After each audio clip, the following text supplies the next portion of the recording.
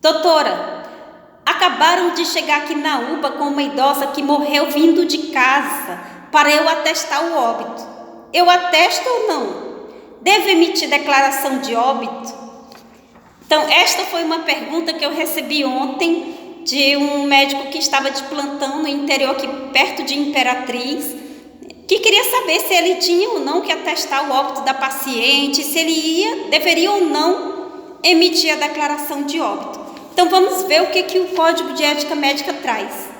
O Código de Ética Médica traz que é proibido ao médico atestar o óbito de um paciente que ele não tenha visto pessoalmente ou que não tenha prestado assistência ao paciente, a não ser que esteja como plantonista, médico substituto e, em caso de necrópsia, como médico do IML. Vamos só entender essa primeira parte aqui, ó.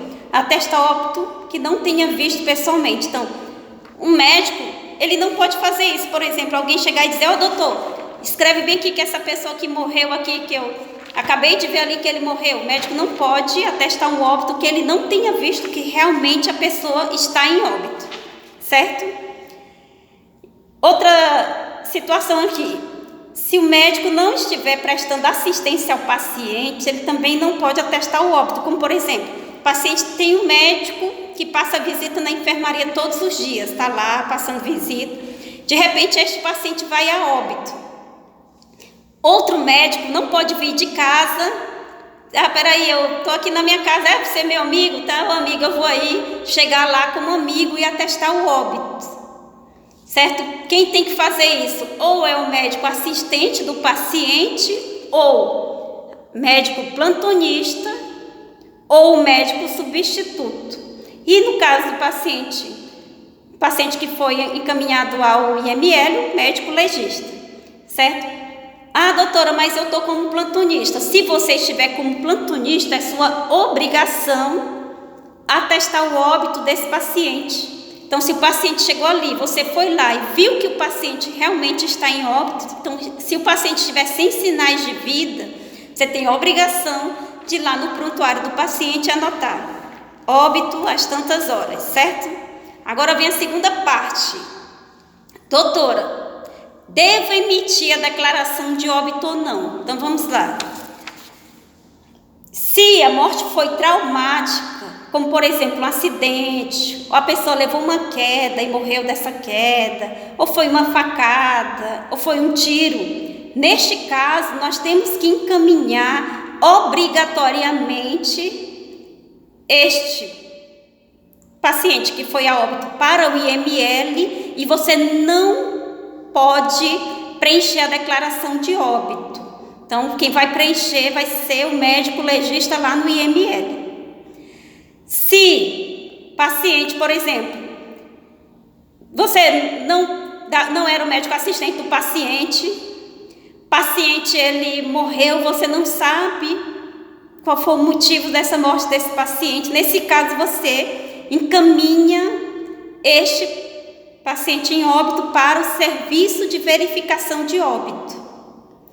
É outra coisa às vezes o paciente está internado no hospital, chegou com uma falta de ar, com uma pneumonia, o paciente morre e você consegue saber: não, mas ele chegou aqui com uma falta de ar, pneumonia, aí você bota lá na declaração de óbito insuficiência respiratória e tal. É diferente daquele paciente que acabou de chegar e morreu, ou daquela paciente que estava vindo de casa e chegou em óbito no hospital, como no caso da sua paciente. Doutora, mas infelizmente eu já liguei aqui para o diretor do hospital, né? Falei para ele que esta minha paciente tem que ir para o serviço de verificação de óbito. Já falei também com o secretário de saúde, mas eles disseram que quando é caso de ML, eles conseguem mandar para uma cidade aqui que fica 8 horas daqui. Essa cidade recebe, né, quando é morte traumática, porque eles sabem que nós não podemos preencher a declaração de óbito.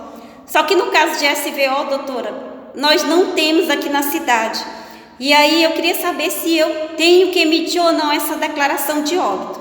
Então, se no caso excepcional, né, não tiver serviço de verificação de óbito nem de referência na cidade que você trabalha, e nesse caso você emite a declaração de óbito, e lá na causa morte você vai colocar morte de causa indeterminada, que aí depois a justiça pode fazer um levantamento e pedir exumação do corpo para poder verificar de que realmente aquela pessoa morreu. Mas você, enquanto médico, se você não sabe do que ela morreu, você vai botar morte de causa indeterminada.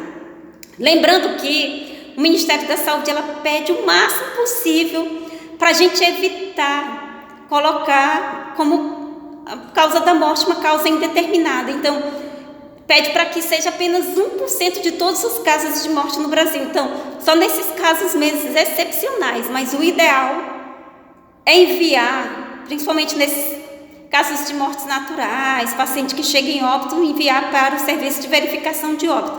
Relembro mais uma vez, caso de morte traumática, você nunca vai preencher a declaração de óbito. Ah, mas não tem IML na cidade. Tem que conseguir encaminhar esse paciente para alguma cidade que tem IML, porque apenas o médico legista, após a necrópsia desse paciente, após os serviços que ele for desenvolver lá no Instituto Médico Legal, é que ele vai preencher a declaração de óbito nestes casos de mortes traumáticas. Espero ter sido útil. Desejo a todos vocês uma excelente semana. Um grande abraço. Eu vou continuar sempre aqui à inteira disposição.